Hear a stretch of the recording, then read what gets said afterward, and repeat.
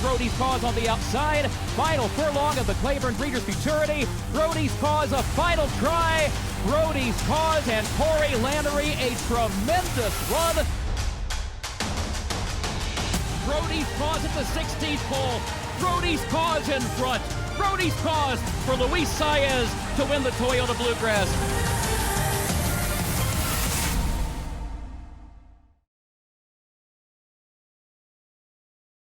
Hi everybody and welcome to Spa Babies, presented by Spendthrift, the Breeders' Farm. I'm Dan Illman and let's take a look at the field for the opening race on Friday's Saratoga card. We will kick off the 50-cent early pick 5 with 2-year-old New York breds going 1 1/16 on the inner turf. It is a maiden special weight race. We'll take the field in program number order, beginning with the number 1 Mo Ready. And while Mo Ready has been twice beaten as the favorite, those races came on dirt, and I think he has excuses for both of those tries. In his debut, he chased wide in a race where Sky of Hook won. That horse came back to win a New York bred stakes race, and Todd wanted to run him on the turf on July the 26th, but it was washed off. They kept him in that 7-furlong race. He was off slow, rushed up on a track that didn't really seem to play kindly to speed, and I thought all in all he finished a decent second. He is an important 7-furlong race under his girth and should show speed stretching out for the first time,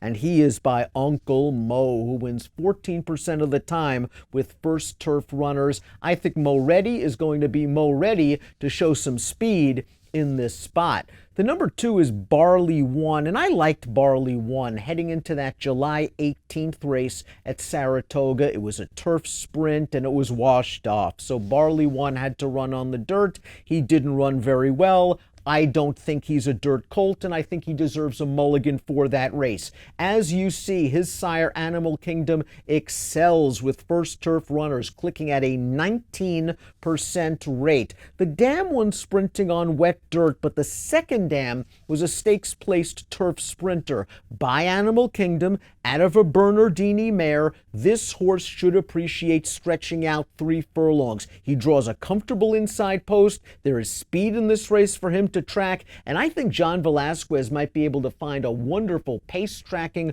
ground-saving trip for BarleyOne, trained by Mike Stidham. The number 3 is Maxwell Esquire, and this horse has some turf in his pedigree. Half to Image of Noon, multiple stakes placed, half to Memories of Peter, a stakes placed turf runner. This one's by Discreet Cat, who's average 10% with first-time turf winners, but this dam one on the turf, and a couple of these workouts look very interesting for a shrewd trainer in Christophe Clement. I wouldn't be surprised if Maxwell Esquire comes out running. Our friends at home will have the advantage of taking a look at the tote board as they dope out the early pick 5. And if Maxwell Esquire takes a lot of early money, you might want to really move him up. The 4 is Noble Emotion, going out for trainer Jonathan Thomas. This is a son of Noble Mission who only wins 4% of the time with 2-year-old first-time starters. The dam, however, is an unraced half-sister to a Grade 3 stakes-placed turf sprinter named Smoke Signals, and the second dam was very capable on both turf and synthetic. This is the family of Emotional Kitten, a graded stakes winning turf router, so distance shouldn't be an issue for Noble Emotion. I just wonder if he'll need a race. It seems like these Noble Missions need to do better with a race under their belt, and it's always tough to win first time out going 2 turns, especially against other experienced horses, like the number 5, Turbo Drive, going out for trainer Mike Maker, an $80,000 April purchase after breezing a furlong in 10-1. This colt has sprinted 3 times in his career. He is showing slight improvement from start to start, but he's getting blinkers for the first time, and his broodmare sire, Lemon Drop Kid, is a very strong turf influence. The dam has foaled 1 turf winner already. Turbo Drive is going to show speed. He has shown sprint speed from 3 starts. The question is, will he stay the 1 1/16? Stamina on the bottom of the pedigree, but but the sire Tuffelsberg was a speedster. The number 6 is Coby by the first crop sire Japan, and Japan was a big hulking horse, and you had to figure that his progeny would want to go long. So now Coby's getting a chance to go 2 turns, and that just might be the key for a turnaround. He's raced twice on the main track. Once in his debut, he passed a couple of tired horses. I don't think he cared for the muddy track in his second lifetime start. This dam has been productive with 4 winners from 5 runners, including 2 turf winners, and she's a half to Z Humor, who I believe won the Delta Jackpot as a 2-year-old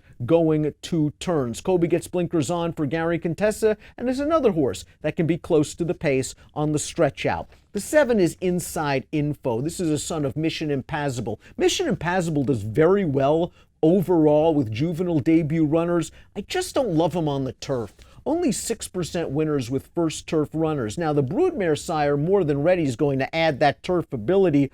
And the dam is a half to My Boy Kyle, a juvenile stakes-winning turf sprinter. George Weaver does good work with first-time starters. Couple of fast gate works leading up to this race. But again, with the Mission Impassibles, I like to see him start out on the dirt. This horse is going to have to go 2 turns first time out. Maybe I'll take a wait-and-see approach with Inside Info. The 8 Cold Hard Cash goes out for trainer Linda Rice and is a son of McLean's Music. McLean's Music only wins 6% with first turf runners, but there's a lot of class on the bottom of this pedigree. The dam being a half to Sam P, grade 1 placed on the dirt, a half to Summer Legacy, stakes placed on the dirt. And you just can't discount any Linda Rice-trained second-time starter. As we see from this formulator fact, over the past 4 years, 2-year-olds moving dirt to turf, 50% winners, a 418 ROI, several of those winners coming second time out. Rice likes to give them a race. They run well first time out, but they really fire in their second appearance. I wish there was a little bit more turf in this pedigree, being by McLean's Music, but it's tough to throw out any Rice-trained second-time starter. I would expect a good performance from Cold Hard Cash. Let's move to the 9, Victory Built by Kentucky Derby and Preakness winner Big Brown, who won his career debut going long on the turf at Saratoga as a 2-year-old. Victory Built sold for $40,000 as a 2-year-old in training after breezing in 10-1. The dam was precocious enough to be a juvenile stakes-winning dirt router. The 3rd dam was a stakes-winning turf router, and this is the family of the very classy grade 1 winning dirt runner Flute. So there's a lot of pedigree here for Victory Built.